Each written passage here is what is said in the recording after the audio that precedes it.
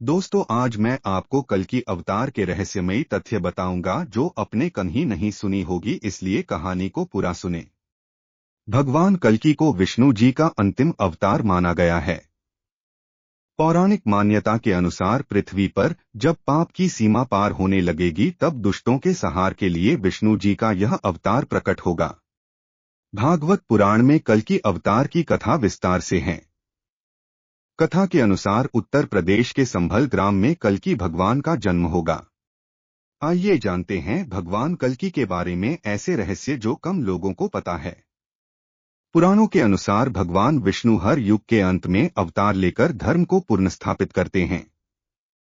अब तक भगवान विष्णु के 9 अवतार हो चुके हैं और अब केवल 10वां अवतार कल्कि होना बाकी है।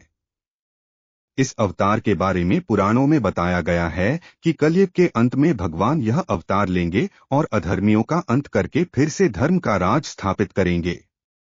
अभी कलयुग का आधा समय ही बीता है, इसलिए अभी इस अवतार के होने में काफी समय है। कल्कि पुराण के अनुसार भगवान विष्णु का कल्कि अवतार उत्तर प्रदेश के संभल गांव में होगा। ऐसी मान्यता है कि उत्तर प्रदेश के मुरादाबाद के पास स्थित संभल गांव ही वह स्थान है जहां भगवान का 10वां अवतार होना है। इस अवतार में कल्कि भगवान के पिता का नाम विष्णुयश होगा। यह भगवान के भक्त एवं वेदों और पुराणों के ज्ञाता होंगे। इनकी माता का नाम सुमति होगा। कल्कि भगवान की पत्नी का नाम देवी लक्ष्मी का ही एक अन्य नाम पद्मा होगा। ऐसी भी कथा है कि देवी वैष्णवी यानी माता वैष्णो देवी जो रामावतार के समय से भगवान से विवाह के लिए तपस्या कर रही हैं, उनकी तपस्या कल्कि भगवान पूर्ण करेंगे और उनसे विवाह करेंगे। ऐसी मान्यता है कि इस अवतार में भगवान का वाहन एक सफेद रंग का घोड़ा होगा। यह घोड़ा देवदत्त के नाम से जाना जाएगा और भगवान कल्कि देवदत्त नाम के घोड़े पर सवार होकर तलवार से दुष्टों का संहार करेंगे। तब सतयुग का प्रारंभ होगा। भगवान विष्णु के सभी अवतारों ने अपनी तरह से दुष्टों का और उनकी दुष्टता का विनाश किया है। अब जिस अवतार का इंतजार किया जा रहा है वह निष्कलंक होगा। कल्कि निष्कलंक अवतार हैं। भगवान का स्वरूप परम दिव्य होगा। दिव्य अर्थात दैवीय गुणों से संपन्न और वे पीले वस्त्र धारण किए होंगे। कल्कि अवतार के समय दुनिया के सामने आ जाएंगे 8 चिरंजीवी। सनातनी परंपरा में चिरंजीवी उसे कहा जाता है जो अमर हो अर्थात जिसका कोई अंत न हो। ये 8 चिरंजीवी किसी न किसी वचन या श्राप से बंधे दिव्य शक्तियों से संपन्न हैं। ये 8 चिरंजीवी हैं अश्वत्थामा, राजा बलि, व्यास, हनुमान जी, विभीषण, ऋषि मार्कंडेय, कृपाचार्य और परशुराम जी। कल्कि भगवान के गुरु भगवान परशुराम जी होंगे। परशुराम जी भगवान विष्णु के ही एक अवतार हैं। इन्हें अमरत्व का वरदान प्राप्त है। इनके निर्देश पर कल्कि भगवान शिव की तपस्या करेंगे और दिव्य शक्तियों को प्राप्त कर अधर्म का अंत करेंगे। रामावतार के समान ही कल्कि अवतार में भी भगवान के 4 भाई होंगे। इनके अन्य 3 भाइयों के नाम होंगे सुमंत, प्राज्ञ और कवि। अपने इन्हीं भाइयों के साथ मिलकर भगवान धर्म की स्थापना करेंगे। कल्कि अवतार में भगवान के 4 पुत्र होंगे। इनके नाम होंगे जय, विजय, मेघमाल तथा बलाहक। हिंदू धर्म ग्रंथों में इस बात का वर्णन मिलता है कि जब जब इस धरती पर पाप और अन्याय बढ़ा है तब तब भगवान विष्णु किसी न किसी रूप में धरती पर पापियों का विनाश करने के लिए प्रकट हुए हैं।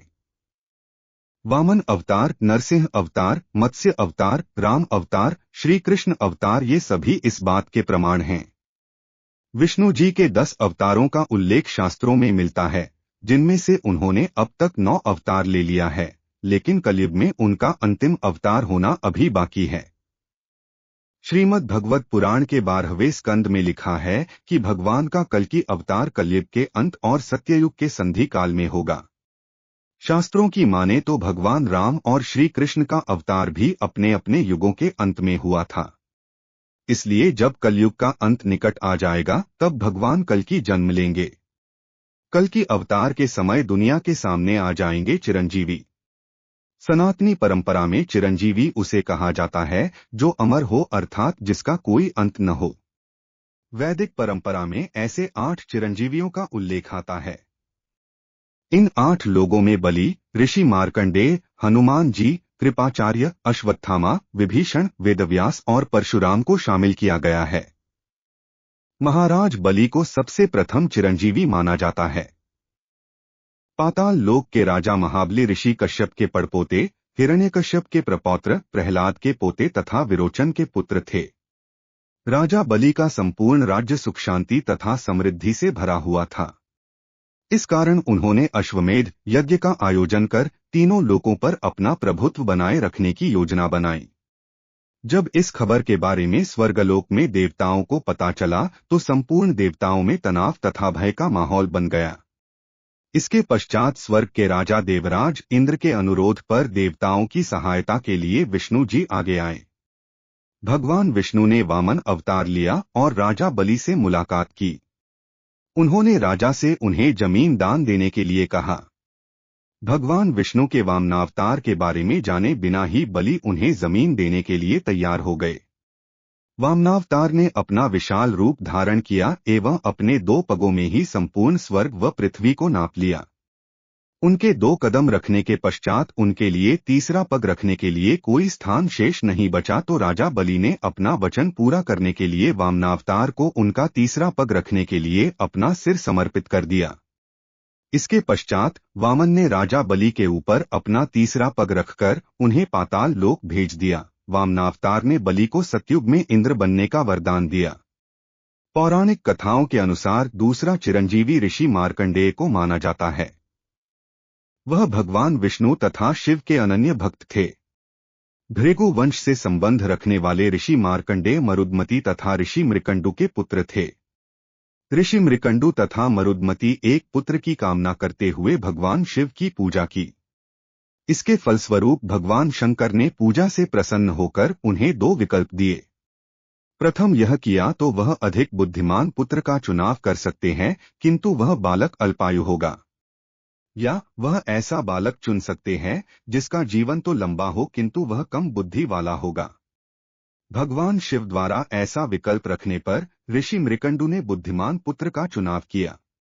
इस प्रकार ऋषि को मार्कंडेय नामक एक बुद्धिमान पुत्र की प्राप्ति हुई जिसकी मृत्यु 16 वर्ष की आयु में होनी तय थी।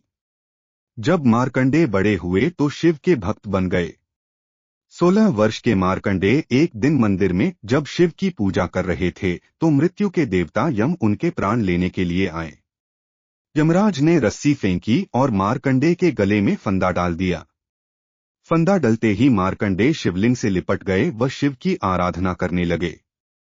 अपने भक्त की ऐसी हालत देख शिव जी को क्रोध आ गया। इसके बाद शिव जी तथा यमराज के मध्य भयानक युद्ध हुआ। इस युद्ध में शिव जी ने यम को परास्त कर दिया एवं मार्कंडेय को सदा जीवित रहने का वरदान दिया। बाद में ऋषि मार्कंडेय ने ही महामृत्युंजय मंत्र की रचना की। परशुराम भगवान विष्णु के आवेश अवतार हैं जो वर्तमान समय में भी इस पृथ्वी पर तीसरे चिरंजीवी के रूप में जीवित हैं।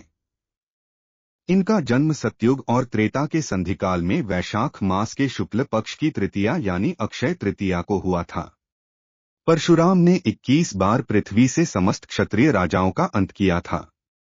परशुराम का प्रारंभिक नाम राम था। राम ने शिव को प्रसन्न करने के लिए कठोर तप किया। शिव जी तपस्या से प्रसन्न हुए और राम को अपना फरसा यानी परशु दिया। इसी वजह से राम परशुराम कहलाने लगे। विनाशकारी स्वभाव वाले तथा विष्णु के छठे अवतार परशुराम का जन्म एक ब्राह्मण परिवार में हुआ था, लेकिन वह आक्रामकता, बहादुरी, युद्ध तथा कई प्रकार के दूसरे क्षत्रिय गुणों से भरपूर थे। दोनों कौशल होने कारण उन्हें ब्रह्म क्षत्रिय के रूप में जाना जाता था। पौराणिक ग्रंथों के अनुसार एक बार कार्तवीर्य सहस्रार्जुन नामक राजा तथा उनकी संपूर्ण सेना ने भगवान परशुराम के पिता की कामधेनु गाय को छीनने की कोशिश की, परंतु परशुराम ने राजा तथा उसकी संपूर्ण सेना को परास्त कर दिया। अपने पिता की मौत का बदला लेने के लिए कार्तवीर्य के पुत्र ने परशुराम की अनुपस्थिति में उनके पिता की हत्या कर दी। इसके पश्चात अत्यंत क्रोध में भगवान परशुराम ने उसके पुत्र सहित उसके सभी दरबारियों को मार डाला। विभीषण चौथे अमर व्यक्ति हैं। धर्म के सच्चे धारक तथा राक्षस राजा रावण के छोटे भाई विभीषण भले ही एक राक्षस थे, परंतु वह संपूर्ण धर्म का रखने वाले तथा एक उच्च चरित्र वाले व्यक्ति थे। उन्होंने रावण को माता सीता भगवान राम को लौटाने तथा शांति बनाए रखने के लिए सलाह दी थी। विभीषण अपने भाई रावण को सही मार्ग पर लाना चाहते थे, लेकिन रावण ने अपने भाई की सलाह नहीं मानी थी। प्राचीन ग्रंथों के अनुसार पांचवें चिरंजीवी हनुमान जी है। उनके पिता का नाम केसरी तथा माता का नाम अंजना था। इसके अलावा हनुमान जी वायुपुत्र अर्थात पवन देवता के पुत्र के रूप में भी जाने जाते हैं। रामायण के सुंदरकांड में भगवान हनुमान के जन्म के बारे में विस्तार से बताया गया है। बाद में माता सीता ने हनुमान जी को लंका की अशोक वाटिका में राम का संदेश सुनने के बाद आशीर्वाद दिया था कि वह अजरमर रहेंगे। अजरमर का अर्थ है कि जिसे न कभी मौत आएगी और न ही बुढ़ापा। इस कारण हनुमान जी को हमेशा शक्ति का स्रोत माना गया है। ऋषि वेदव्यास को छठवां चिरंजीवी माना जाता है। उनका जन्म एक द्वीप पर हुआ था और वह श्याम वर्ण थे, इसलिए उन्हें कृष्ण द्वैपायन के नाम से भी जाना जाता है। वेदव्यास सत्यवती तथा पराशर के पुत्र थे। वेदव्यास ने महान महाकाव्य श्रीमद्भागवतम तथा महाभारत की रचना की। वेदव्यास द्वारा 28 वेदों तथा पुराणों का भी संकलन किया गया। विष्णु पुराण के अनुसार वेदव्यास एक ऐसी उपाधि है जो वेदों का संकलन करने वाले व्यक्तियों तथा भगवान विष्णु के अवतारों को दी जाती है। ऋषि कृपाचार्य 7वें चिरंजीवी हैं। कृपाचार्य गौतम ऋषि के पुत्र हैं। उन्होंने कुरु वंश के युवा राजकुमारों को युद्धकला सिखाई। कुरुक्षेत्र युद्ध के बाद उन्होंने अभिमन्यु के पुत्र को भी युद्ध कला सिखाई। महाभारत महाकाव्य में वेदव्यास द्वारा कृपाचार्य की असीम शक्तियों का वर्णन किया गया है। उन्होंने बताया है कि कृपाचार्य इतने शक्तिशाली व्यक्ति थे जो अकेले युद्ध के मैदान में 60,000 योद्धाओं को परास्त कर सकते थे। भगवान श्री कृष्ण द्वारा उन्हें अमरता का वरदान प्राप्त हुआ। द्रोणाचार्य के पुत्र अश्वत्थामा को 8वां चिरंजीवी माना जाता है। कुरुक्षेत्र के युद्ध में कौरवों की ओर से युद्ध करने वालों में कृपाचार्य के अतिरिक्त अश्वत्थामा ही जीवित बचे थे। अश्वत्थामा अपने मस्तक पर जन्म से ही एक मणि लेकर पैदा हुए थे, जो कि शिव की तीसरी आंख का प्रतिनिधित्व करती थी। अश्वत्थामा के सिर पर लगी मणि उन्हें भूख, प्यास व थकान इत्यादि से बचाती थी। द्वापर में जब कौरव व पांडवों में युद्ध हुआ था, तब अश्वत्थामा ने कौरवों का साथ दिया था। युद्ध के अंत में भगवान श्री कृष्ण ने अश्वत्थामा को चिरकाल तक पृथ्वी पर भटकते रहने का शाप दिया था। अश्वत्थामा के संबंध में प्रचलित मान्यता है कि मध्य प्रदेश के बुरहानपुर शहर से 20 किलोमीटर दूर एक किला है। इसे असीरगढ़ का किला कहते हैं। इस किले में भगवान शिव का एक प्राचीन मंदिर है। यहाँ के स्थानीय निवासियों का कहना है कि अश्वत्थामा प्रतिदिन इस मंदिर में भगवान शिव की पूजा करने आते हैं। कहा जाता है कि भगवान विष्णु जब कल की रूप में अवतार लेंगे तो ये सभी चिरंजीवी दुनिया के सामने आ जाएंगे। दोस्तों, अगर ये जानकारी आपको अच्छी लगी हो तो मेरे चैनल को लाइक और सब्सक्राइब करें और बेल को हिट करना न भूलें नई कहानी के अपडेट के लिए।